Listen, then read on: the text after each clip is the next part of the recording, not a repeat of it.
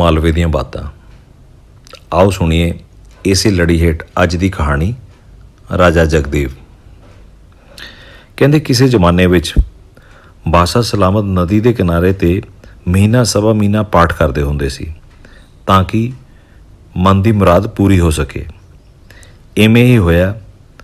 ਰਾਜਾ ਪਾਠ ਕਰਦਾ ਸੀ ਅਤੇ ਮਗਰੋਂ ਵੱਡੀ ਰਾਣੀ ਦੇ ਲੜਕੇ ਨੇ ਜਨਮ ਲਿਆ ਅਤੇ ਉਹਨੇ ਬਾਹਮਣ ਨੂੰ ਆਵਾਜ਼ ਮਾਰੀ, ਕਹਿੰਦੀ ਬਾਦਸ਼ਾਹ ਸਲਾਮਤ ਨੂੰ ਵਧਾਈਆਂ ਦੇ ਕੇ ਆ, ਆਪਣੇ ਘਰ ਲੜਕਾ ਹੋਇਆ ਅਤੇ ਮੈਂ ਇਸ ਦਾ ਨਾਂ ਜਗਦੇਵ ਰੱਖਿਆ। ਉਹ ਕਹਿੰਦਾ ਠੀਕ ਹੈ। ਲਓ ਜੀ, ਉਹ ਤੁਰ ਪਿਆ ਵਧਾਈਆਂ ਦੇਣ। ਜਦੋਂ ਉਹ ਜਾਂਦਾ ਰਾਜ ਕੀ ਦੇਖਦਾ, ਇੱਕ ਜ਼ਿਮੀਂਦਾਰਾਂ ਦੇ ਘਰ ਉਹਨਾਂ ਦੇ ਕੋਠੇ ਬਨੇਰਿਆਂ 'ਤੇ ਕਾਂ ਅਤੇ ਇੱਲਾਂ ਬੈਠੇ ਨੇ। ਉਹ ਕਹਿੰਦਾ ਲੈ ਵੀ ਇਹ ਤਾਂ ਕੋਈ ਸ਼ਰਾਧ ਪੂਜਣ ਲੱਗੇ ਨੇ। ਉਹ ਉਹਨਾਂ ਦੇ ਘਰ ਜਾ ਵੜਿਆ, ਸ਼ਰਾਧ ਖਾਣ ਲੱਗ ਗਿਆ। ਲਓ ਜੀ, ਉੱਥੋਂ ਨਿਕਲਿਆ ਕਿਸੇ ਹੋਰ ਦੇ ਘਰ ਜਾ ਵੜਿਆ, ਕਿਤੋਂ ਖੀਰ ਖਾ ਲਈ, ਕਿਤੋਂ ਕੜਾਹ ਪ੍ਰਸ਼ਾਦ ਖਾ ਲਿਆ, ਕਿਤੋਂ ਪੂਰੀਆਂ ਖਾ ਲਈਆਂ। ਅੱਗੇ ਬਾਹਮਣ ਰੱਜਦੇ ਕਿੱਥੇ ਹੁੰਦੇ ਸੀ। ਲਓ ਜੀ, ਉਹਨੇ ਤਾਂ 3-4 ਦਿਨ ਉੱਥੇ ਹੀ ਲਾਤੇ ਵਧਾਈਆਂ ਦੇਣ ਨੂੰ। ਆਪ ਤਾਂ ਉਹ ਲੇਟ ਹੋਣਾ ਹੀ ਸੀ। ਉਹਨੇ ਹੋਇਆ ਕੀ, ਜਿਹੜੀ ਰਾਜੇ ਦੀ ਛੋਟੀ ਰਾਣੀ ਸੀ ਉਹਦੇ ਘਰ ਵੀ ਲੜਕਾ ਹੋਇਆ। ਉਹਨੇ ਵੀ ਰਾਜੇ ਨੂੰ ਵਧਾਈਆਂ ਦੇਣ ਨੂੰ ਇੱਕ ਬੰਦਾ ਭੇਜਦਾ ਮਰਾਸੀ ਨੂੰ, ਕਹਿੰਦੀ ਜਾ ਕੇ ਵਧਾਈਆਂ ਦੇ ਕੇ ਆ। ਮਰਾਸੀ ਕੀ ਹੋਇਆ ਜੀ, ਉਹ ਪੰਡਤ ਤੋਂ ਪਹਿਲਾਂ ਹੀ ਉੱਥੇ ਪਹੁੰਚ ਗਿਆ। ਰਾਜੇ ਨੂੰ ਜਾ ਕੇ ਦੱਸਿਆ, ਬਾਦਸ਼ਾਹ ਸਲਾਮਤ ਵਧਾਈ ਹੋਵੇ, ਛੋਟੀ ਰਾਣੀ ਦੇ ਲੜਕੇ ਨੇ ਜਨਮ ਲਿਆ। ਬਾਦਸ਼ਾਹ ਬਹੁਤ ਖੁਸ਼ ਹੋਇਆ ਅਤੇ ਉਹਨੇ ਉੱਥੋਂ ਹੀ ਰੁਕਾ ਲਿਖ ਕੇ ਭੇਜ ਦਿੱਤਾ ਕਿ ਮੈਂ ਆਪਣਾ ਰਾਜ ਅਤੇ ਰਾਜਧਾਨੀ ਇਸ ਛੋਟੇ ਲੜਕੇ ਦੇ ਨਾਂ ਕਰਦਾ ਹਾਂ। ਲਓ ਜੀ, ਕੁਝ ਦਿਨਾਂ ਬਾਅਦ ਉਹ ਬਾਹਮਣ ਵੀ ਉੱਥੇ ਆ ਵੜਿਆ। ਬਾਦਸ਼ਾਹ ਕਹਿੰਦਾ ਕੀ ਗੱਲ ਆ ਪੰਡਤਾ। ਬਾਦਸ਼ਾਹ ਕਹਿੰਦਾ ਮਹਾਰਾਜ ਵਧਾਈ ਹੋਵੇ, ਵੱਡੀ ਰਾਣੀ ਦੇ ਘਰ ਲੜਕਾ ਹੋਇਆ ਅਤੇ ਉਸ ਦਾ ਨਾਮ ਜਗਦੇਵ ਰੱਖਿਆ। ਬਾਦਸ਼ਾਹ ਫੇਰ ਖੁਸ਼ ਹੋਇਆ, ਪਰ ਬਾਦਸ਼ਾਹ ਨੇ ਛੋਟੀ ਰਾਣੀ ਦੇ ਪੁੱਤ ਨੂੰ ਤਾਂ ਰਾਜ ਭਾਗ ਦੇ ਹੀ ਦਿੱਤਾ ਸੀ। ਉਹਨੂੰ ਕੀ ਪਤਾ ਸੀ ਕਿ ਵੱਡਾ ਜਗਦੇਵ ਹੈ। ਹੁਣ ਹੋਇਆ ਕਿ ਕਿਸੇ ਰੋਜ਼ ਦੋਵੇਂ ਭਰਾ ਗੱਭਰੂ ਹੋ ਗਏ ਅਤੇ ਆਪਣੇ ਪਿਤਾ ਦੀ ਕਚਹਿਰੀ ਜਾਣ ਲੱਗੇ। ਹੌਲੀ ਹੌਲੀ ਬਾਦਸ਼ਾਹ ਸਲਾਮਤ ਵੀ ਬਜ਼ੁਰਗ ਹੋ ਗਿਆ। ਉਹਨੇ ਹੁਣ ਛੋਟੇ ਨੂੰ ਰਾਜ ਕਰਨ ਲਾਤਾ। ਦੋਵੇਂ ਭਰਾ ਵਿਆਹੇ ਬਰੇ ਵੀ ਗਏ। ਬੜਾ ਜਗਦੇਵ ਜਾਇਆ ਕਰੇ ਕਚਹਿਰੀ ਨੂੰ, ਨਾ ਤਾਂ ਆਪਣੇ ਪਿਤਾ ਦੀ ਗੱਦੀ ਨੂੰ ਅਤੇ ਨਾ ਹੀ ਆਪਣੇ ਭਰਾ ਨੂੰ ਕੋਈ ਦੁਆ ਸਲਾਮ ਕਰਿਆ ਕਰੇ। ਉਹਦੇ ਚਿੱਤ 'ਚ ਬੜਾ ਕ੍ਰੋਧ ਸੀ ਵੀ ਮੇਰੇ ਪਿਤਾ ਨੇ ਮੇਰੇ 'ਚ ਕੀ ਖੋਟ ਦੇਖੀ, ਮੇਰੇ ਤੋਂ ਛੋਟੇ ਨੂੰ ਬਾਦਸ਼ਾਹੀ ਦੇਤੀ ਅਤੇ ਸਭ ਕੁਝ ਇਹਦੇ ਨਾਲ ਹੀ ਲਿਖਤਾ। ਉਹਦੇ ਚਿੱਤ 'ਚ ਵਿਰੋਧ ਸੀਗਾ। ਉਹ ਜਾਇਆ ਕਰੇ ਕਚਹਿਰੀ ਅਤੇ ਚੁੱਪਚਾਪ ਬੈਠ ਕੇ ਫਿਰ ਮੁੜ ਆਇਆ ਕਰੇ ਜਦੋਂ ਕਚਹਿਰੀ ਬਰਖਾਸਤ ਹੋ ਜਾਇਆ ਕਰੇ। ਹੁਣ ਜਿਹੜਾ ਛੋਟਾ ਸੀ ਉਹ ਆਪਣੀ ਰਾਣੀ ਦੇ ਨਾਲ ਗੱਲਾਂ ਕਰਦਾ ਕਿ ਮੇਰਾ ਭਾਈ ਜੇ ਮੈਨੂੰ ਨਮਸਕਾਰ ਨਹੀਂ ਕਰਨੀ ਤਾਂ ਨਾ ਕਰੇ, ਪਰ ਪਿਤਾ ਦੀ ਗੱਦੀ ਨੂੰ ਤਾਂ ਕਰਿਆ ਕਰੇ। ਉਹ ਕਹਿੰਦੀ ਕੋਈ ਨਹੀਂ, ਤੁਸੀਂ ਉਹਦੇ ਨਾਲ ਗੱਲ ਨਾ ਕਰਿਓ, ਤੁਸੀਂ ਕੁਝ ਨਹੀਂ ਬੋਲਣਾ, ਅਸੀਂ ਆਪ ਹੀ ਉਹਦੇ ਨਾਲ ਗੱਲ ਕਰ ਲਾਂਗੇ। ਲਓ ਜੀ, ਜਗਦੇਵ ਕਚਹਿਰੀ 'ਚੋਂ ਆਪਣੀ ਕੁਰਸੀ ਲੈ ਕੇ ਆਇਆ ਕਰੇ ਅਤੇ ਸਵਾ ਮਣ ਦੀ ਸਾਂਗ ਨਾਲ ਲਿਆਉਂਦਾ ਹੁੰਦਾ ਸੀ। ਉਹ ਤੇ ਗੱਡ ਕੇ ਉੱਤੇ ਬਹਿ ਜਾਂਦਾ ਸੀ। ਰਾਜੇ ਦੇ ਆਪਣੇ ਨੌਕਰਾਂ ਨੂੰ ਹੁਕਮ ਦਿੱਤਾ ਸੀ ਵੀ ਜਿੱਥੇ ਉਹ ਸਾਂਗ ਗੱਡ ਕੇ ਬਹਿੰਦਾ ਨਾ, ਉਹ 'ਤੇ 7 ਲੋਹੇ ਦੀਆਂ ਤਵੀਆਂ ਬੀੜ ਦਿਓ। ਉਹਨਾਂ ਨੌਕਰਾਂ ਨੇ 7 ਤਵੀਆਂ ਬੀੜਤੀਆਂ। ਜਗਦੇਵ ਗਿਆ, ਕਚਹਿਰੀ ਲੱਗੀ ਹੋਈ ਸੀ, ਸਾਂਗ ਧਰੀ ਵੀ ਸੀ ਸਵਾ ਮਣ ਦੀ। ਜਦ ਉਹਨੇ ਸਾਂਗ ਮੋਢੇ ਤੋਂ ਸਿੱਟੀ, ਸਾਂਗ ਬੁੜਕ ਕੇ ਤਵੀ 'ਚ ਲੱਗ ਕੇ ਸਿਰੋਂ ਉੱਚੀ ਚਲੀ ਗਈ। ਕਹਿੰਦਾ ਆਹ ਕੀ ਗੱਲ ਹੋ ਗਈ। ਇਹ ਤਾਂ ਇੰਤਜ਼ਾਮ ਪੱਕਾ ਕੀਤਾ ਹੋਇਆ ਸੀ। ਜੋ ਮਾਰੀ ਕ੍ਰੋਧ ਦੇ ਵਿੱਚ ਸਾਂਗ 7 ਤਵੀਆਂ ਵਿੱਚ ਦੀ ਕੱਢਤੀ। ਬਾਦਸ਼ਾਹ ਦਾ ਲੜਕਾ ਛੋਟਾ ਗੱਦੀ 'ਤੇ ਬੈਠਾ ਹੀ ਥਰਨ ਥਰਨ ਕੰਬਣ ਲੱਗ ਗਿਆ। ਕਹਿੰਦਾ ਹੈ ਇੰਨੀ ਤਾਕਤ, ਇਹ ਤਾਂ ਕੋਈ ਗੜਬੜ ਲੱਗਦੀ ਹੈ ਬਈ। ਇੰਨੇ ਗੁੱਸੇ 'ਚ ਰਹਿੰਦਾ ਇਹ ਤਾਂ ਕਿਸੇ ਦਿਨ ਮੈਨੂੰ ਮਾਰ ਦੂ। ਉਹਨੇ ਜੀ ਜਦੋਂ ਕਚਹਿਰੀ ਬਰਖਾਸਤ ਹੋਈ ਤਾਂ ਉਹਨੇ ਜਾ ਕੇ ਸਿੱਧੀ ਆਪਣੇ ਟੱਬਰ ਨਾਲ ਗੱਲ ਕੀਤੀ, ਫਰਿਆਦ ਕੀਤੀ ਕਿ ਐਂ ਤਾਂ ਬਹੁਤ ਕੰਮ ਔਖਾ, ਉਹ 'ਚ ਤਾਂ ਜ਼ੋਰ ਹੀ ਬਹੁਤ ਆ। ਉਹਨੇ ਆ ਕੇ ਤਾਂ ਜੀ ਸਾਂਗ ਸਿੱਟੀ ਮੋਢੇ ਤੋਂ ਅਤੇ ਸਾਂਗ ਸਿਰ ਦੇ ਨਾਲੋਂ ਵੀ ਉੱਚੀ ਬੁੜ ਗਈ। ਦੂਣੀ ਦਫਾ ਸਿੱਟੀ ਉਹਨੇ ਤਾਂ 7 ਤਵੀਆਂ ਦੇ ਵਿੱਚੋਂ ਦੀ ਕੱਢਤੀ। ਬਈ ਮੇਰਾ ਕੋਈ ਹੀਲਾ ਕਰੋ, ਉਹਨੇ ਨਹੀਂ ਮੈਨੂੰ ਛੱਡਣਾ, ਉਹ ਤਾਂ ਬਹੁਤ ਖਫਾ ਹੈ। ਲਓ ਜੀ, ਉਹਦੀ ਰਾਣੀ ਕਹਿੰਦੀ ਕੋਈ ਗੱਲ ਨਹੀਂ, ਤੁਸੀਂ ਨਹੀਂ ਕੁਝ ਬੋਲਣਾ, ਮੈਂ ਆਪੇ ਗੱਲ ਕਰੂੰ। ਜਦ ਜਗਦੇਵ ਇੱਕ ਦਿਨ ਮਹਿਲ ਦੇ ਥੱਲੇ ਦੀ ਲੰਘਣ ਲੱਗਿਆ ਤਾਂ ਬਾਰੀ ਦੇ ਵਿੱਚ ਬੈਠੀ ਛੋਟੀ ਰਾਣੀ ਨੇ ਕਹਿਤਾ ਵੀ ਛੋਟੇ ਭਰਾ ਨੂੰ ਤਾਂ ਇੰਨਾ ਤੂੰ ਜ਼ੋਰ ਦਿਖਾਉਣਾ ਤੇ ਜਿਹੜਾ ਪਿਓ ਦਾਦਾ ਫਲਾਣੀ ਬਾਦਸ਼ਾਹ ਦੀ ਸਾਨੀ ਭਰਦਾ ਸੀ, ਜੇ ਤੂੰ ਐਡਾ ਹੀ ਸੂਰਮਾ ਬਣਦਾ ਤਾਂ ਉਹ ਬਾਦਸ਼ਾਹੀ ਲੈ ਕੇ ਆ। ਜਗਦੇਵ ਨੂੰ ਕਰੋ ਚੜ੍ਹ ਗਿਆ ਹੋਰ। ਸਿੱਟ ਕੇ ਸਾਂ ਨੌਕਰ ਨੂੰ ਕਹਿੰਦਾ, ਚੱਲ ਵੀ ਚਲੀਏ, ਭਲੀ ਤੋਂ ਭਲੀ ਦੇਖਣ ਚੱਲਦੇ ਹਾਂ। ਜਦੋਂ ਗਾਹਾਂ ਗਏ, ਚਲੋ ਚੱਲ। ਇੱਕ ਸ਼ਹਿਰ ਦੇ ਵਿੱਚ ਦਿਓ ਪੈਂਦਾ ਸੀ। ਸਾਰਾ ਸ਼ਹਿਰ ਦਿਓ ਨੇ ਬਰਬਾਦ ਕਰ ਦਿੱਤਾ ਸੀ। ਜਿਹੜਾ ਬੰਦਾ ਰਾਤ ਨੂੰ ਸੰਤਰੀ ਲੱਗਦਾ ਹੁੰਦਾ ਸੀ, ਦਿਓ ਉਹਨੂੰ ਵੀ ਖਾ ਜਾਂਦਾ ਸੀ। ਇਸੇ ਕਰਕੇ ਉੱਥੋਂ ਦੇ ਲੋਕ ਇੱਕ ਬੱਕਰਾ, ਇੱਕ ਗੁਲਗੁਲਿਆਂ ਦਾ ਟੋਕਰਾ ਅਤੇ ਇੱਕ ਮੱਟੀ ਸ਼ਰਾਬ ਦੀ ਰੱਖਦੇ ਹੁੰਦੇ ਸੀ ਵੀ ਜੇ ਤਿੰਨੇ ਚੀਜ਼ਾਂ ਨਾਲ ਉਹਨੂੰ ਆਨੰਦ ਹੋ ਜਾਵੇ ਤਾਂ ਠੀਕ ਹੈ, ਨਹੀਂ ਤਾਂ ਫਿਰ ਉਹ ਸੰਤਰੀ ਨੂੰ ਖਾ ਜਾਂਦਾ ਸੀ। ਹੁਣ ਹਮੇਸ਼ਾ ਵਾਸਤੇ ਜਿਹੜੀ ਸੰਤਰਿਆਂ ਦੀ ਡਿਊਟੀ ਉਹ ਬਾਦਸ਼ਾਹ ਨੇ ਲਾਈ ਹੋਈ ਸੀ। ਦਿਓ ਦਾ ਹੁਕਮ ਸੀ ਵੀ ਰਾਤ ਨੂੰ ਕੋਈ ਦੀਵਾ ਬੱਤੀ 'ਤੇ ਲੋ ਨਹੀਂ ਕਰੂਗਾ। ਜਗਦੇਵ ਅਤੇ ਉਹਦਾ ਨੌਕਰ ਜਦੋਂ ਸ਼ਹਿਰ ਦੇ ਅੰਦਰ ਚਲੇ ਗਏ ਤੇ ਜਾ ਕੇ ਦੇਖਦੇ ਆ ਵੀ ਕਿਸੇ ਪਾਸੇ ਕੋਈ ਰੌਸ਼ਨੀ ਨਹੀਂ, ਨਾ ਕੋਈ ਚਾਨਣ, ਨਾ ਕੋਈ ਦੀਵਾ, ਨਾ ਕੋਈ ਬੱਤੀ। ਤਾਂ ਉਹ ਇੱਕ ਬੁੜੀ ਦੇ ਘਰੇ ਚਲੇ ਗਏ। ਕਹਿੰਦੇ, ਮਾਤਾ ਅਸੀਂ ਰਾਤ ਕੱਟਣੀ ਹੈ। ਬੁੜੀ ਕਹਿੰਦੀ, ਬੱਚਾ ਬੈਠੋ, ਰਾਤ ਕੱਟ ਲਓ, ਵਿਸ਼ਰਾਮ ਕਰ ਲਓ, ਤੁਸੀਂ ਕਿਹੜਾ ਮੇਰਾ ਘਰ ਚੱਕ ਕੇ ਲੈ ਜਾਣਾ। ਦੋਵੇਂ ਜਣੇ ਬਹਿ ਗਏ ਮੰਜੇ 'ਤੇ। ਬੁੜੀ ਗੱਲਾਂ ਬਾਤਾਂ ਕਰਨ ਲੱਗ ਗਈ। ਅਤੇ ਹੋਇਆ ਕਿ ਉਦਣ ਬੁੜੀ ਦੇ ਪੁੱਤ ਦੀ ਸੰਤਰੀ ਵਜੋਂ ਡਿਊਟੀ ਲੱਗੀ ਸੀ ਅਤੇ ਬੁੜੀ ਦਾ ਮਨ ਉਦਾਸ ਸੀ। ਉਹ ਗੱਲਾਂ ਕਰਦੀ ਉੱਠ ਕੇ ਅੰਦਰ ਜਾਇਆ ਕਰੇ ਅਤੇ ਰੋ ਕੇ ਫੇਰ ਅੱਖਾਂ ਪੂੰਝ ਕੇ ਆ ਕੇ ਫੇਰ ਜਗਦੇਵ ਹੋਣਾ ਨਾਲ ਗੱਲਾਂ ਕਰਨ ਲੱਗ ਜਾਇਆ ਕਰੇ।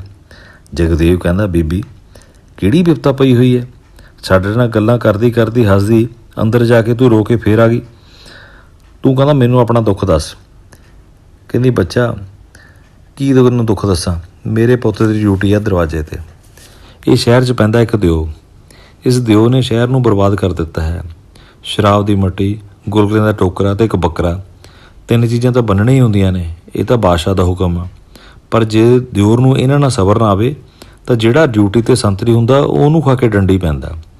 ਹੁਣ ਮੇਰੇ ਪੁੱਤ ਦੀ ਸਵੇਰੇ ਮੌਤ ਹੈ, ਇਹ ਡਿਊਟੀ ਨਹੀਂ, ਮੌਤ ਹੈ, ਮੌਤ। ਜਗਦੇਵ ਕਹਿੰਦਾ, ਹੈ ਕਮਲੀ ਮਾਈ, ਤੇਰੇ ਪੁੱਤ ਦੀ ਡਿਊਟੀ 'ਤੇ ਮੈਂ ਜਾਊਂਗਾ, ਦੇਖਦਾ ਕਹਿੰਦਾ ਕਿਹੋ ਜਿਹਾ ਉਹ ਦਿਓ ਆ, ਤੂੰ ਚਿੰਤਾ ਨਾ ਕਰ। ਉਹ ਕਹਿੰਦੀ, ਨਹੀਂ। ਐਂ ਕਹਿੰਦੀ, ਕਿਸੇ ਦੀ ਆਈ ਕੌਣ ਮਰਦਾ। ਕਹਿੰਦਾ, ਮਾਤਾ ਚਿੰਤਾ ਨਾ ਕਰ, ਮੈਂ ਜਾਊਂਗਾ। ਨੌਕਰ ਨੂੰ ਜਗਦੇਵ ਕਹਿੰਦਾ, ਉਹ ਇਹ ਤੇਲੀਆਂ ਤੋਂ ਕਹਿੰਦਾ ਤੇਲ ਲੈ ਕੇ ਆ। ਤੇਲ ਹੁਣ ਕੋਈ ਨਹੀਂ ਸੀ ਦਿੰਦਾ ਉੱਥੇ, ਕਿਉਂਕਿ ਸਾਰੇ ਤੇਲੀ ਦਿਓ ਤੋਂ ਡਰਦੇ ਸੀ। ਉਹਦਾ ਨੌਕਰ ਜਾ ਕੇ ਤੇਲੀਆਂ ਨੂੰ ਕਹਿੰਦਾ, ਭਾਈ ਤੇਲ ਲੈਣਾ। ਕਹਿੰਦੇ, ਤੂੰ ਕਿਹੜਾ ਨਵਾਂ ਗਾਹਕ ਆ ਗਿਆ, ਇਹਨੂੰ ਕਹਿੰਦੇ ਸੱਦੋ ਅੰਦਰ, ਇਹਦੀ ਲਾਪਾ ਕਰੀਏ। ਭਾਈ ਉਹ ਤੇਲੀ ਦੇ ਘਰੋਂ ਜਦੋਂ ਨੌਕਰ ਗਿਆ ਤਾਂ ਉਹਨੇ ਅੰਦਰ ਬਾੜ ਲਿਆ ਅਤੇ ਉਹਨੂੰ ਜੁੱਤੀਆਂ ਮਾਰ ਕੇ ਭਜਾਤਾ। ਨੌਕਰ ਜਾ ਕੇ ਜਗਦੇਵ ਨੂੰ ਕਹਿੰਦਾ, ਜਨਾਬ ਤੇਲ ਛੱਡੋ। ਉਹਦਾ ਕਹਿੰਦਾ, ਮੇਰੀ ਉਹਨਾਂ ਨੇ ਤਾਂ ਐਂ ਖਾਤਰ ਕੀਤੀ। ਕਹਿੰਦਾ, ਅੱਛਾ। ਕਹਿੰਦਾ, ਮੈਨੂੰ ਦਿਖਾ ਤੇਲੀਆਂ ਦਾ ਕਿਹੜਾ ਘਰ ਆ, ਮੈਂ ਜਾਂਦਾ ਉਹਨਾਂ ਦੇ ਘਰੇ। ਲਓ ਜੀ, ਜਗਦੇਵ ਤੇਲੀਆਂ ਦੇ ਘਰੇ ਗਿਆ ਤਾਂ ਉਹਨੇ ਜਾ ਕੇ ਉਹਨਾਂ ਨੂੰ ਕਿਹਾ ਵੀ ਤੇਲ ਚਾਹੀਦਾ, ਅਸੀਂ ਮਸ਼ਾਲ ਜਲਾਉਣੀ ਆ। ਉਹ ਕਹਿੰਦੇ, ਇੱਕ ਪਹਿਲਾਂ ਵੀ ਆਇਆ ਸੀ, ਹੁਣ ਤੂੰ ਆ ਗਿਆ, ਆ ਜਾ ਗਾਹਾਂ, ਦਿੰਦੇ ਹਾਂ ਤੁਹਾਨੂੰ ਤੇਲ। ਤੇਲੀ ਉਹਦੇ ਉਧਾਲੇ ਹੋ ਗਏ। ਜਗਦੇਵ ਇਕੱਲੇ ਨੂੰ ਫੜਦਾ ਅਤੇ ਚਲਾ ਕੇ ਕੋਹਲੂ ਕੋਲ ਮਾਰਦਾ, ਫਿਰ ਲੱਤਾਂ ਬਾਹਾਂ ਫੜਦਾ, ਇਕੱਠਿਆਂ ਕਰਦਾ ਅਤੇ ਕੋਹਲੂ ਕੋਲ ਚਲਾ ਕੇ ਮਾਰਦਾ। ਸਾਰੇ ਤੇਲੀ ਤਾਂ ਉਹਨੇ ਝੰਬ 'ਤੇ ਤੇਲੀ ਮਿੰਨਤਾਂ ਕਰਨ ਲੱਗ ਗਏ। ਕਹਿੰਦੇ, ਖੁਦਾ ਦੇ ਵਾਸਤੇ, ਅੱਲਾ ਦੇ ਵਾਸਤੇ ਸਾਨੂੰ ਛੱਡ ਦੇ, ਲੈ ਜਾ ਜਿੰਨਾ ਤੇਲ ਲੈ ਕੇ ਜਾਣਾ। ਲਓ ਜੀ, ਜਗਦੇਵ ਤੇਲ ਚੱਕ ਲਿਆ। ਉਹਨੇ ਮਸ਼ਾਲ ਪਾ ਕੇ ਤੇਲ ਪੂਰੀ ਉੱਚੀ ਕਰਕੇ ਅੱਗ ਲਾਤੀ ਅਤੇ ਗੱਡਤੀ ਬੁੜੀ ਦੇ ਘਰੇ। ਬਾਦਸ਼ਾਹ ਅਤੇ ਹੋਰ ਵਜ਼ੀਰਾਂ ਨੇ ਮਹਿਲਾਂ 'ਚੋਂ ਦੇਖਿਆ। ਕਹਿੰਦੇ ਵੀ ਆਹ ਮਸ਼ਾਲ ਅੱਜ ਸ਼ਹਿਰ ਤੋਂ ਉੱਚੀ ਚੱਲ ਰਹੀ ਹੈ। ਕਹਿੰਦੇ ਵੀ ਇਹ ਸ਼ਹਿਰ 'ਚ ਕੋਈ ਮਾਨਸ ਦੇ ਆਈ ਹੈ, ਕੋਈ ਮੁੱਛ ਵਾਲਾ ਬੰਦਾ ਹੀ ਹੋਣਾ, ਅਸਲੀ ਮਰਦ, ਜਿਹਨੇ ਮਸ਼ਾਲ ਇੰਨੀ ਉੱਚੀ ਕੱਢੀ ਹੈ। ਜਗਦੇਵ ਬੁੜੀ ਦੇ ਪੁੱਤ ਨੂੰ ਕਹਿੰਦਾ, ਤੂੰ ਆਰਾਮ ਨਾਲ ਜਾ ਕੇ ਪੈ, ਮੈਂ ਜਾਊਂਗਾ ਤੇਰੀ ਡਿਊਟੀ 'ਤੇ। ਜਗਦੇਵ ਨੇ ਬੱਕਰੇ ਦੀ ਥਾਂ 'ਤੇ ਕੁੱਤਾ ਬੰਨ੍ਹਤਾ, ਗੁਲਗੁਲਿਆਂ ਦੀ ਥਾਂ 'ਤੇ ਊਂਠ ਦੇ ਲੇਡਿਆਂ ਨਾਲ ਭਰ ਕੇ ਟੋਕਰਾ ਰੱਖਤਾ, ਸ਼ਰਾਬ ਦੀ ਥਾਂ 'ਤੇ ਮੱਟੀ ਮੂਦੀ ਭਰ ਕੇ ਰੱਖ ਦਿੱਤੀ ਅਤੇ ਉੱਥੇ ਖੁੰਡ ਪਿਆ ਸੀ, ਉਹਦੇ ਉੱਤੇ ਚਾਦਰਾ ਪਾ ਕੇ ਆਪ ਦਰਵਾਜ਼ੇ ਦੇ ਵਿੱਚ ਖੂੰਜੇ 'ਚ ਲੱਗ ਕੇ ਬਹਿ ਗਿਆ। ਲਓ ਜੀ, ਦਿਓ ਆਇਆ, ਆਦਮਬੋ ਕਰਦਾ, ਆ ਕੇ ਮਾਰਿਆ ਪੰਜਾ। ਕਹਿੰਦਾ, ਪਹਿਲਾਂ ਬੱਕਰੇ ਨੂੰ ਤਾਂ ਲਪੇਟ ਲਾਂ। ਜਦ ਮਾਰਿਆ ਪੰਜਾ ਕੁੱਤੇ ਦੇ ਤਾਂ ਕੁੱਤਾ ਦਾ ਡੰਡ ਪਾਉਣ ਲੱਗ ਗਿਆ, ਚੂੰ ਕਰਨ ਲੱਗ ਪਿਆ। ਕਹਿੰਦਾ, ਆਹ ਕੀ, ਬੱਕਰੇ ਦੀ ਥਾਂ 'ਤੇ ਕੁੱਤਾ ਬੰਨ੍ਹਤਾ। ਚੱਲ ਕਹਿੰਦਾ ਜਾਨੂੰ ਗੁਲਗੁਲੇ ਖਾ ਲੈਂਦੇ ਆ। ਜਦ ਉਹਨੇ ਲੇਡਾ ਚੱਕ ਕੇ ਮੂੰਹ 'ਚ ਪਾਇਆ ਤਾਂ ਕਹਿੰਦਾ ਇਹ ਤਾਂ ਕੋਈ ਹੋਰ ਹੀ ਪਦਾਰਥ ਆ। ਕਹਿੰਦਾ ਫਿਰ ਸ਼ਰਾਬ ਪੀ ਲੈਂਦੇ ਆ। ਜਦੋਂ ਹੋਇਆ ਉਹ ਮਟਕਣੀ ਚੜੀ ਮੂੰਹ ਦੀ ਵਾਸ਼ਨਾ ਨੱਕ ਨੂੰ, ਤਾਂ ਕਹਿੰਦਾ ਓਹੋ ਇਹ ਤਾਂ ਅੱਜ ਕਹਿੰਦਾ ਇਹਨਾਂ ਨੇ ਨਵਾਂ ਹੀ ਚੰਨ ਚਾੜ੍ਹਤਾ। ਕਹਿੰਦਾ ਫਿਰ ਸੰਤਰੀ ਦੁਆਲੇ ਹੋਣਾ ਮੈਂ। ਜਗਦੇਵ ਬਾਹਰ ਨਿਕਲ ਕੇ ਕਹਿੰਦਾ ਇੱਧਰ ਖੜ੍ਹਾ ਮੈਂ ਅੱਜ ਦਾ ਸੰਤਰੀ। ਲਓ ਜੀ, ਜਗਦੇਵ ਨੇ ਤੌਲਾ ਸਿੱਟ ਕੇ ਲਿਆ ਥੱਲੇ, ਦਿਓ ਉਹਦੇ ਉੱਤੇ, ਉਹ ਜਗਦੇਵ ਉੱਤੇ, ਕਦੇ ਜਗਦੇਵ ਥੱਲੇ, ਕਦੇ ਦਿਓ ਉੱਤੇ, ਕਦੇ ਦਿਓ ਉੱਪਰ, ਜਗਦੇਵ ਥੱਲੇ। ਐਂ ਕਰਦੇ ਕਰਦੇ ਨੇ ਜਗਦੇਵ ਨੇ ਤਾਂ ਕੁੱਟ-ਕੁੱਟ ਕੇ ਦਿਓ ਦੀ ਬੱਸ ਕਰਾਤੀ। ਦਿਓ ਕਹਿੰਦਾ ਭਰਾਵਾ ਛੱਡ ਦੇ, ਮੈਨੂੰ ਮਾਫੀ ਦੇ ਦੇ, ਮੈਥੋਂ ਭੁੱਲ ਹੋ ਗਈ। ਕਹਿੰਦਾ ਮੈਂ ਇਹ ਸ਼ਹਿਰ 'ਚ ਮੁੜ ਕੇ ਨਹੀਂ ਵੜਦਾ। ਜਗਦੇਵ ਕਹਿੰਦਾ ਨਾ, ਪਹਿਲਾਂ ਕੋਈ ਨਿਸ਼ਾਨੀ ਦੇ, ਫਿਰ ਤੈਨੂੰ ਛੱਡੂਗਾ। ਦਿਓ ਕਹਿੰਦਾ ਫਿਰ ਆ ਪਿੱਪਲ ਸਿੱਟਦਾ।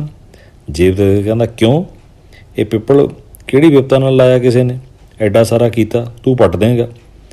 ਕਹਿੰਦਾ ਨਾ, ਇਹ ਨਹੀਂ, ਕੋਈ ਹੋਰ ਨਿਸ਼ਾਨੀ ਦੇ। ਫਿਰ ਕਹਿੰਦਾ ਕੰਧ ਸਿੱਟਦਾ ਮੈਂ। ਕਹਿੰਦਾ ਨਾ। ਕਹਿੰਦਾ ਇਹ ਕੰਧ ਤਾਂ ਤੁਸੀਂ ਨਵੀਂ ਬਣਾ ਲਿਓ। ਨਹੀਂ, ਕਹਿੰਦਾ ਕੰਧ ਨਹੀਂ ਸਿੱਟਣੀ, ਤੂੰ ਐਂ ਕਰ, ਆਪਣੇ ਸਰੀਰ ਦਾ ਹਿੱਸਾ ਦੇ, ਤੂੰ ਆਪਣੀ ਸੱਜੀ ਲੱਤ ਮੈਨੂੰ ਦੇ। ਦਿਓ ਕਹਿੰਦਾ ਮੈਂ ਤਾਂ ਫਿਰ ਲੰਗੜਾ ਹੋ ਜਾਊਂ। ਕਹਿੰਦਾ ਉਹ ਤੂੰ ਦੇਖ, ਪਰ ਮੈਨੂੰ ਤਾਂ ਤੇਰੇ ਸਰੀਰ ਦਾ ਹਿੱਸਾ ਚਾਹੀਦਾ। ਦਿਓ ਜੀ ਆਪਣੀ ਜਾਨ ਬਚਾਉਣ ਦਾ ਮਾਰਿਆ ਅੱਖਾਂ ਮੀਚ ਕੇ ਇੱਕ ਪਾਸੇ ਖੜ੍ਹ ਗਿਆ। ਕਹਿੰਦਾ ਚੱਲ ਲਾ ਲਾ ਫਿਰ ਮੇਰਾ ਪੱਟ। ਜਗਦੇਵ ਨੇ ਮਾਰੀ ਕਿਰਪਾਨ ਅਤੇ ਪੱਟ ਲਾ ਲਿਆ। ਜਗਦੇਵ ਕਹਿੰਦਾ ਜਾ ਜਿੱਥੇ ਮਰਜ਼ੀ ਹੋਣ, ਇਸ ਸ਼ਹਿਰ ਦੀ ਜੂਮ ਵਿੱਚ ਨਹੀਂ ਤੂੰ ਰਹਿਣਾ। ਜਗਦੇਵ ਨੇ ਦਿਓ ਦੀ ਲੱਤ ਬੁੜੀ ਦੇ ਘਰ ਲਿਆ ਕੇ ਰੱਖਤੀ। ਸਵੇਰ ਨੂੰ ਜਦ ਦਿਨ ਚੜ੍ਹਿਆ ਤਾਂ ਬੁੜੀ ਦੇ ਪੁੱਤ ਨੂੰ ਕਹਿੰਦਾ ਜਗਦੇਵ ਜਾ ਬਈ ਆਹ ਬਾਦਸ਼ਾਹ ਨੂੰ ਵਧਾਈਆਂ ਦੇ ਆ, ਅਤੇ ਨਾਲ ਆ ਲੱਤ ਲੈ ਜਾ, ਨਾਲ ਉਹਨੂੰ ਕਹਿ ਦੀ ਵੀ ਲਓ ਜੀ ਦਿਓ ਮਾਰਤਾ। ਲਓ ਜੀ, ਬੁੜੀ ਦੇ ਪੁੱਤ ਨੂੰ ਭੇਜਤਾ ਅਤੇ ਉਹ ਚਲਾ ਗਿਆ ਬਾਦਸ਼ਾਹ ਦੇ। ਬਾਦਸ਼ਾਹ ਨੇ ਪੁੱਛਿਆ ਹਾਂ ਬਈ ਤੇਰੀ ਡਿਊਟੀ ਸੀ ਰਾਤ, ਕਿਵੇਂ ਰਹੀ? ਉਹ ਕਹਿੰਦਾ ਜੀ ਸਭ ਕੁਛ ਠੀਕ ਹੈ, ਮਾਰਤਾ ਆਪਾਂ ਦਿਓ, ਆ ਚੱਕੋ ਉਹਦੀ ਨਿਸ਼ਾਨੀ। ਬਾਦਸ਼ਾਹ ਕਹਿੰਦਾ ਹੈ, ਲੱਤ ਲਾਉਣ ਵਾਲਾ ਕਿੱਧਰੋਂ ਤੂੰ ਔਲੀ ਆ ਗਿਆ? ਉਦਣ ਦਾ ਨਹੀਂ ਸੀ ਤੁਹਾਨੂੰ ਤੂੰ ਦਿੰਦਾ ਲੱਤ ਲਾਉਣ ਵਾਲਾ, ਇਹ ਕਿਵੇਂ ਹੋ ਗਿਆ? ਇਹ ਤਾਂ ਅੱਜ ਤੱਕ ਨਹੀਂ ਕਦੇ ਹੋਇਆ। ਬੁੜੀ ਦਾ ਪੁੱਤ ਕਹਿੰਦਾ ਜੀ ਤੁਹਾਨੂੰ ਸੱਚ ਦੱਸਦਾ, ਇਹ ਮੈਂ ਨਹੀਂ ਕੀਤਾ, ਸਾਡੇ ਘਰੇ 2 ਬੰਦੇ ਆਏ ਆ, ਉਹਨਾਂ ਨੇ ਕੀਤਾ। ਬਾਦਸ਼ਾਹ ਕਹਿੰਦਾ ਫਿਰ ਉਹਨਾਂ ਨੂੰ ਸ਼ਾਮਲ ਕਰ, ਬੁਲਾ ਇੱਥੇ। ਲਓ ਜੀ, ਬੁੜੀ ਦਾ ਪੁੱਤ ਜਗਦੇਵ ਨੂੰ ਸੱਦ ਕੇ ਲੈ ਆਇਆ।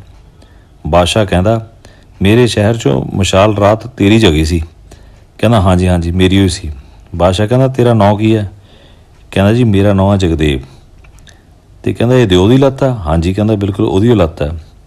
ਬਾਦਸ਼ਾਹ ਨੇ ਜੀ ਉਹ ਜਗਦੇਵ ਤੋਂ ਬਹੁਤ ਖੁਸ਼ ਹੋਇਆ ਅਤੇ ਉਹਨੂੰ ਕਹਿੰਦਾ ਤੈਨੂੰ ਮੈਂ ਆਪਣੀ ਧੀ ਦਾ ਡੋਲਾ ਦਿੰਦਾ। ਜਗਦੇਵ ਕਹਿੰਦਾ ਜੀ ਠੀਕ ਹੈ, ਤੁਸੀਂ ਆਪਣੀ ਪੁੱਤਰੀ ਨੂੰ ਹਲੇ ਆਪਣੇ ਪਾਸ ਰੱਖੋ, ਇਹ ਹਲੇ ਇੱਥੇ ਹੀ ਰਹੂਗੀ, ਮੈਂ ਭਲੋ ਭਲੀ ਦੇਖਣ ਜਾ ਰਿਹਾ।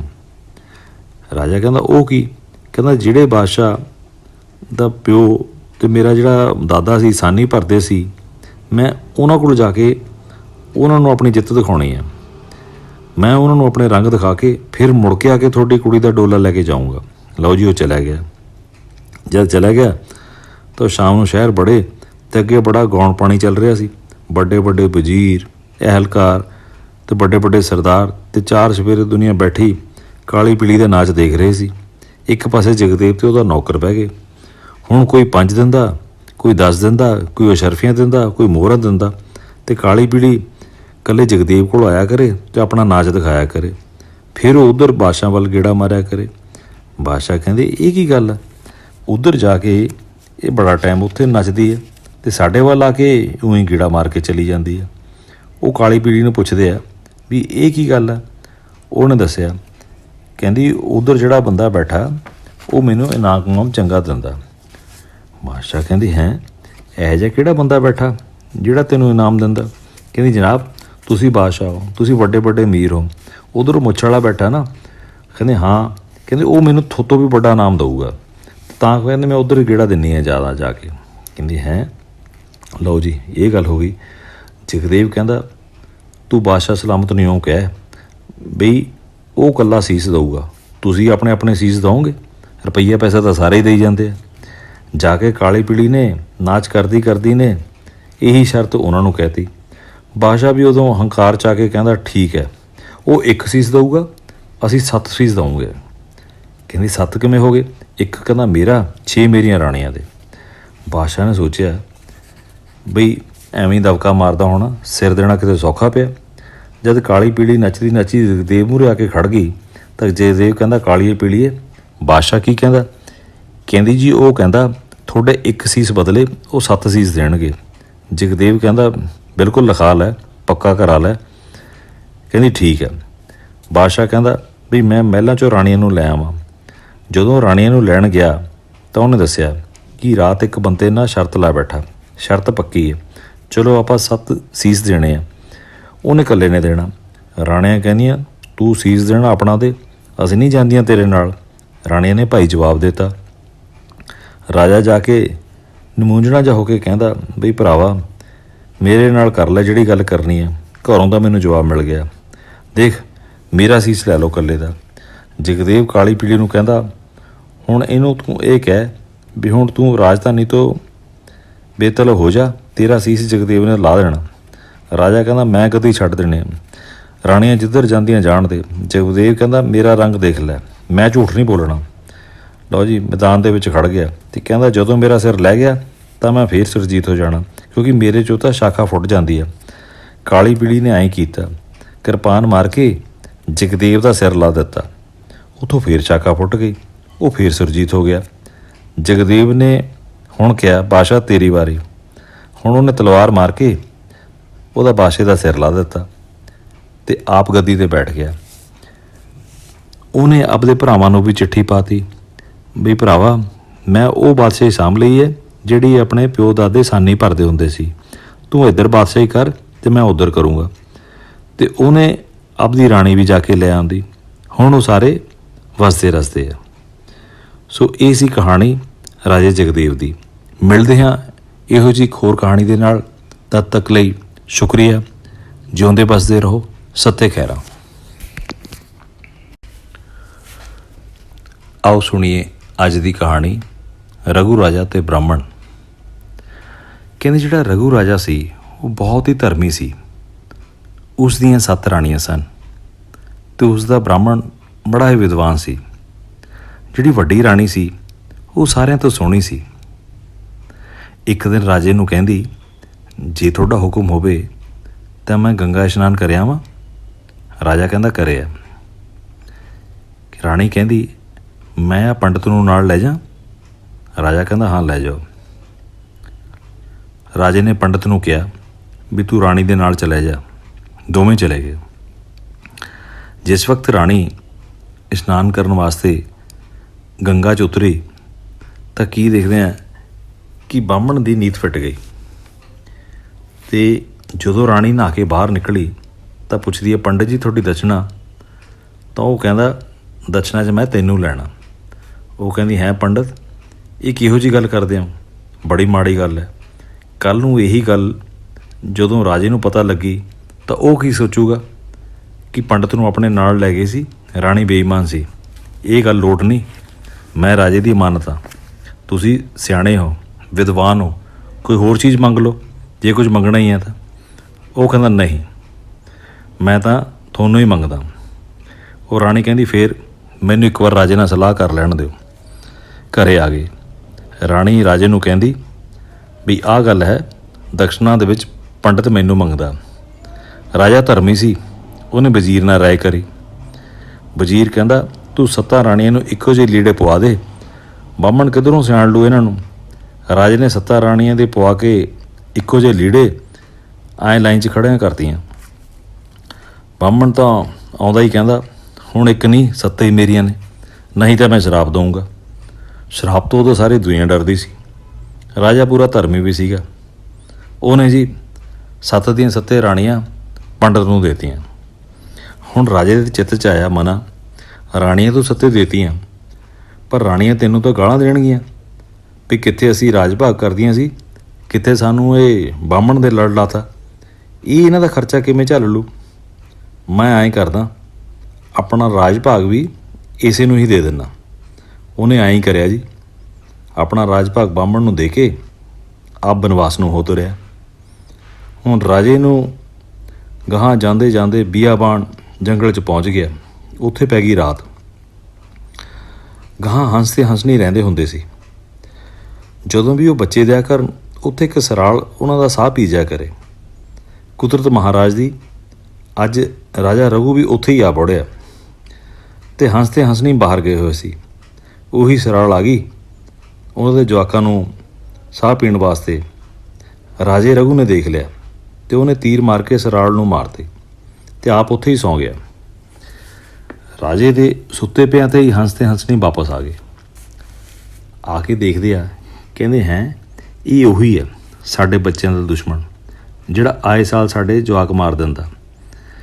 ਉਹ ਉਸ ਦੀਆਂ ਅੱਖਾਂ ਕੱਢਣ ਲੱਗੇ, ਪਰ ਹੰਸ ਤੇ ਹੰਸਣੀ ਦੇ ਬੱਚਿਆਂ ਨੇ ਸੈਨਤਾ ਮਾਰ ਕੇ ਦੱਸਿਆ ਵੀ ਆਹ ਸਰਾਲ ਸਾਨੂੰ ਮਾਰਨ ਆਈ ਸੀ, ਇਸ ਬੰਦੇ ਦੇ ਤਾਂ ਸਾਨੂੰ ਸਗੋਂ ਬਚਾ ਲਿਆ।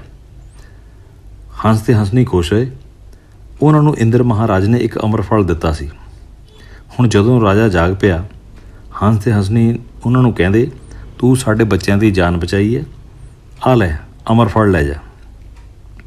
ਰਘੂ ਰਾਜੇ ਦੇ ਚਿੱਤ ਵਿੱਚ ਗੱਲ ਆਈ ਕਿ ਇਹ ਤਾਂ ਮੇਰੇ ਤੋਂ ਖਾਸਾ ਬੜਾ ਕੰਮ ਹੋ ਗਿਆ ਜਿਹੜਾ ਇਹ ਇੰਨਾ ਖੁਸ਼ ਹੋ ਕੇ ਮੈਨੂੰ ਅਮਰ ਫਲ ਦੇਤਾ, ਪਰ ਮੈਂ ਇਹ ਅਮਰ ਫਲ ਕੀ ਕਰਨਾ। ਉਹਨੇ ਸੋਚਿਆ ਵੀ ਬਾਹਮਣ ਤਾਂ ਬੁੱਢਾ ਠੇਰਾ, ਰਾਣੀਆਂ ਮੇਰੀਆਂ ਮੁਟਿਆਰ ਨੇ, ਕਿਉਂ ਨਾ ਇਹ ਅਮਰ ਫਲ ਮੈਂ ਬਾਹਮਣ ਨੂੰ ਹੀ ਦੇ ਦਾਂ। ਲਓ ਜੀ, ਉਹ ਫਿਰ ਮੁੜ ਕੇ ਸ਼ਹਿਰ ਆ ਗਿਆ। ਬਾਹਮਣ ਕਚਹਿਰੀ ਲਾਈ ਬੈਠਾ ਸੀ। ਰਾਜਾ ਕਚਹਿਰੀ 'ਚ ਆ ਕੇ ਕਹਿੰਦਾ ਲੈ ਪੰਡਤਾ ਆ ਅਮਰ ਫਲ ਲੈ, ਇਹਨੂੰ ਛਕ ਲੈ। ਉਹਨੇ ਕੀ ਕਰਿਆ, ਅਮਰ ਫਲ ਦੀਆਂ 4 ਫਾੜੀਆਂ ਕਰਤੀਆਂ। ਹੁਣ ਜਦੋਂ ਰਾਜਾ ਰਘੂ ਤਾਂ ਅਮਰ ਫਲ ਦੇ ਕੇ ਮੁੜ ਗਿਆ, 4 ਫਾੜੀਆਂ ਜਦੋਂ ਮੇਜ਼ 'ਤੇ ਰੱਖਤੀਆਂ ਤਾਂ ਉੱਧਰੋਂ ਇੱਕ ਨਾਗ ਆ ਗਿਆ। ਉਹਨੇ ਇੱਕ ਫਾੜੀ ਨੂੰ ਮੂੰਹ ਲਾ ਲਿਆ। ਦੂਏ ਦਿਨ ਆ ਕੇ ਜਦੋਂ ਦੇਖਿਆ ਕਿ ਅਮਰ ਫਲ ਤਾਂ ਉੱਥੇ ਹੀ ਪਏ ਨੇ, ਉਹ ਕਹਿੰਦੇ ਲੈ ਵੀ ਇਹ ਤਾਂ ਆਪਾਂ ਕੱਲ੍ਹ ਖਾਣਾ ਹੀ ਭੁੱਲ ਗਏ, ਚਲੋ ਖਾਈਏ, ਅਮਰ ਫਲ ਅਮਰ ਹੋ ਜਾਣਗੇ। ਪਰ ਵਜ਼ੀਰ ਨੇ ਕਿਹਾ ਨਹੀਂ, ਪਹਿਲਾਂ ਕਹਿੰਦਾ ਖਾ ਕੇ ਦੇਖ ਲਓ, ਕਿਤੇ ਵਿਉ ਹੀ ਨਾ ਹੋਵੇ। ਉਹੀ ਗੱਲ ਹੋਈ, ਜਿਹੜੀ ਫਾੜੀ ਨੂੰ ਨਾਗ ਮੂੰਹ ਮਾਰ ਗਿਆ ਸੀ ਉਹੀ ਉਹਨਾਂ ਨੇ ਕੁੱਤੇ ਨੂੰ ਪਾਈ, ਕੁੱਤਾ ਖਾਂਦੇ ਹੀ ਮਰ ਗਿਆ। ਉਹਨਾਂ ਦਾ ਤਾਂ ਦਿਲ ਦਹਿ ਗਿਆ ਵੀ ਇਹ ਕੀ ਹੋ ਗਿਆ। ਲਓ ਜੀ, ਜਿਹੜੀਆਂ ਬਾਕੀ ਦੀਆਂ 3 ਫਾੜੀਆਂ ਸੀ ਉਹ ਉਹਨਾਂ ਨੇ ਜ਼ਮੀਨ 'ਚ ਦੱਬਤੀਆਂ। ਉੱਥੇ ਬੂਟਾ ਹਰਾ ਹੋ ਗਿਆ, ਉਹਦਾ ਨਾਂ ਉਹਨਾਂ ਨੇ ਰੱਖ ਲਿਆ ਵਿਉ ਫਲ। ਹੁਣ ਹੋਇਆ ਕਿ ਉਹਨਾਂ ਦੇ ਰਾਜ ਭਾਗ ਦੇ ਵਿੱਚ ਇੱਕ ਭੰਗਣ ਕੰਮ ਕਰਦੀ ਸੀ, 50 ਸਾਲ ਦੀ ਜਿਹਦੀ ਉਮਰ ਸੀ, ਬਹੁਤ ਜ਼ਿੰਦਗੀ ਤੋਂ ਦੁਖੀ ਸੀ, ਜਿਹੜੀ ਬਚਪਨ ਤੋਂ ਮਿਹਨਤ ਕਰਦੀ ਆ ਰਹੀ ਸੀ ਅਤੇ ਉਹਨੂੰ ਲੱਗਦਾ ਸੀ ਕਿ ਮੇਰੀ ਮਿਹਨਤ ਦਾ ਫਲ ਨਹੀਂ ਬਹੁਤਾ ਪੈਂਦਾ। ਅਤੇ ਉਹਨੇ ਸੋਚਿਆ ਕਿਉਂ ਨਾ ਮੈਂ ਇਹ ਵਿਉ ਫਲ ਖਾ ਕੇ ਆਪਣੀ ਜਾਨ ਦੇ ਦੇਵਾਂ ਅਤੇ ਕੰਮ ਮੁਕਾਵਾਂ। ਲਓ ਜੀ, ਇਹੀ ਹੋਇਆ। ਉਹਨੇ ਕੀ ਕੀਤਾ, ਆ ਕੇ ਅਮਰ ਫਲ ਤੋੜ ਕੇ ਖਾ ਲਿਆ। ਜਿਉਂ ਹੀ ਉਹਨੇ ਅਮਰ ਫਲ ਮੂੰਹ 'ਚ ਪਾਇਆ, ਉਹ ਤਾਂ ਅਮਰ ਹੋ ਗਈ ਅਤੇ ਬਣ ਗਈ 18 ਸਾਲ ਦੀ ਪੂਰੀ ਮੁਟਿਆਰ। ਜਦੋਂ ਉਹ ਘਰੇ ਗਈ ਤਾਂ ਨੂੰਹ ਨਾ ਉਹਨੂੰ ਗਾਹਾਂ ਵੜਨ ਦੇਵੇ। ਉਹ ਕਹੇ ਮੈਂ ਤੇਰੀ ਸੱਸ ਹਾਂ ਅਤੇ ਨੂੰਹ ਕਹੇ ਤੂੰ ਮੇਰਾ ਘਰ ਪੱਟਣ ਆ ਗਈ, ਤੂੰ ਮੇਰੀ ਸੱਸ ਕਿਵੇਂ ਹੋ ਗਈ, ਮੇਰੀ ਸੱਸ ਤਾਂ ਬੁੜੀ ਸੀ। ਨਾ ਮੁੰਡਾ ਮੰਨੇ ਵੀ ਇਹ ਮੇਰੀ ਤਾਂ ਮਾਂ ਹੀ ਹੈ ਨਹੀਂ। ਭਾਈ ਉਹਨਾਂ ਦਾ ਰੌਲਾ ਪੈ ਗਿਆ। ਉਹ ਸਾਰੇ ਕਚਹਿਰੀ ਆ ਗਏ। ਹੁਣ ਰਾਜੇ ਨੂੰ ਆ ਕੇ ਕਹਿੰਦੇ ਵੀ ਇਹ ਦੇਖੋ ਜੀ, ਫੈਸਲਾ ਕਰੋ। ਉਹ ਕਹਿੰਦੀ ਮੈਂ ਤਾਂ ਬਹੁਤ ਸਾਲਾਂ ਤੋਂ ਇੱਥੇ ਹੀ ਕੰਮ ਕਰਦੀ ਹਾਂ, ਮੇਰੀ ਉਮਰ ਤਾਂ 50 ਤੋਂ ਉੱਤੇ ਸੀਗੀ, ਮੇਰੀ ਨੂੰਹ ਮੇਰੇ ਨਾਲ ਲੜ ਪਈ ਤਾਂ ਮੈਂ ਦੁਖੀ ਹੋ ਕੇ ਵਿਉ ਫਲ ਖਾ ਲਿਆ, ਹੁਣ ਮੈਂ ਫਿਰ 18 ਸਾਲ ਦੀ ਬਣ ਗਈ। ਤਾਂ ਬਾਹਮਣ ਦੇ ਇੱਕਦਮ ਕੰਨ ਖੜੇ ਹੋ ਗਏ। ਉਹਨੇ ਸੋਚਿਆ ਸੀ ਤਾਂ ਉਹ ਪਹਿਲਾਂ ਹੀ ਲਾਲਚੀ ਕਿ ਜੇ ਅਮਰ ਫਲ ਮੈਂ ਖਾ ਲੈਂਦਾ ਮੈਂ ਤਾਂ ਹੋ ਜਾਣਾ ਸੀ ਚੋਬਰ। ਬਾਹਮਣ ਭੱਜਿਆ ਰਾਜੇ ਰਘੂ ਦੇ ਮਗਰ, ਜਾ ਕੇ ਕਹਿੰਦਾ ਮੈਨੂੰ ਅਮਰ ਫਲ ਚਾਹੀਦਾ।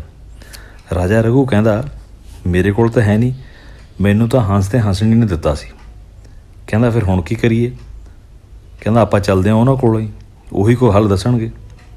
ਲਓ ਜੀ, ਉਹ ਹੰਸ ਤੇ ਹੰਸਣੀ ਕੋਲ ਆ ਗਏ। ਉਹ ਕਹਿੰਦੇ ਇਹ ਫਲ ਤਾਂ ਤੁਹਾਨੂੰ ਮਿਲ ਜੂ, ਪਰ ਇਹਦੀ ਇੱਕ ਵਿਧੀ ਹੈ। ਕਹਿੰਦੇ ਕੀ ਵਿਧੀ ਹੈ, ਵੀ ਜਿਹੜੇ ਬਾਗ 'ਚ ਲੱਗਿਆ ਹੋਇਆ ਉੱਥੇ ਕੋਈ ਲਾਲਚੀ ਬੰਦਾ ਨਹੀਂ ਜਾ ਸਕਦਾ, ਧਰਮੀ ਬੰਦਾ ਹੀ ਜਾ ਸਕਦਾ, ਰਘੂ ਵਰਗਾ। ਤਾਂ ਪੰਡਤ ਕਹਿੰਦਾ ਆਹੀ ਤਾਂ ਰਘੂ ਰਾਜਾ ਹੈਗਾ ਧਰਮੀ, ਇਹਨੂੰ ਲੈ ਜਾਓ ਨਾਲ। ਲਓ ਜੀ, ਰਘੂ ਰਾਜ ਹੰਸ ਤੇ ਹੰਸਣੀ ਬਾਗ ਦੇ ਅੰਦਰ ਚਲੇ ਗਏ। ਹੋਇਆ ਕਿ ਪੰਡਤ ਤੋਂ ਬਾਹਰ ਰਿਹਾ ਨਾ ਗਿਆ। ਉਹ ਵੀ ਅੰਦਰ ਜਾਣਾ ਚਾਹੁੰਦਾ ਸੀ, ਪਰ ਬਾਗ ਦੇ ਰਾਖੇ ਹੰਸ ਤੇ ਹੰਸਣੀ ਉਹਨਾਂ ਨੂੰ ਇਹ ਪਤਾ ਸੀ ਕਿ ਜੇ ਪੰਡਤ ਅੰਦਰ ਆ ਗਿਆ ਤਾਂ ਉਹਨੇ ਅਮਰ ਫਲ ਨਹੀਂ, ਉਹਨੇ ਸਾਰਾ ਬਾਗ ਹੀ ਮੰਗ ਲੈਣਾ। ਇਸ ਕਰਕੇ ਪੰਡਤ ਦਾ ਲਾਲਚ ਦੇਖ ਕੇ ਬਾਗ ਦੇ ਰਾਖਿਆਂ ਨੇ ਉਹ 'ਤੇ ਝਪੱਟਾ ਮਾਰਤਾ ਅਤੇ ਪੰਡਤ ਜਦੇ ਹੀ ਮਰ ਗਿਆ। ਅਤੇ ਬਾਗ ਦੇ ਵਿੱਚ ਰਘੂ ਰਾਜੇ ਅਤੇ ਉਹਦੀਆਂ 7 ਰਾਣੀਆਂ ਉੱਥੇ ਹੀ ਆ ਗਈਆਂ। ਹੁਣ ਉਹ ਸਾਰੇ ਵਸਦੇ ਰਸਦੇ ਆ ਅਤੇ ਮੌਜਾਂ ਕਰਦੇ ਆ। ਇਸ ਤਰ੍ਹਾਂ ਇੱਕ ਵਿਵਚਾਰੀ ਅਤੇ ਲਾਲਚੀ ਪੰਡਤ ਦਾ ਅੰਤ ਹੋ ਗਿਆ।